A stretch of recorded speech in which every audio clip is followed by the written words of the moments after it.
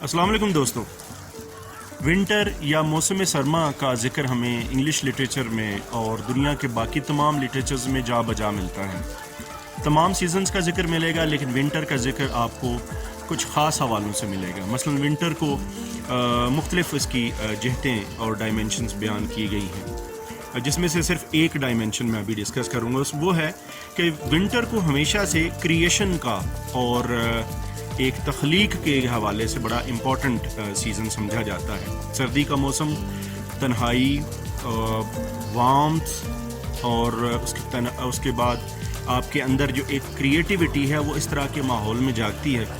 तो हम देखते हैं कि जो इलाके सर्द हैं, जहाँ विंटर बहुत लंबा होता है, वहाँ बहुत अच्छा अदब तख्लीक होता है। विंटर अपने साथ बहुत सारी मिजरीज़, टफ लाइफ और मुश्किलात लेके आता है जो इंसानी ज़िंदगी में दरपेश होती हैं।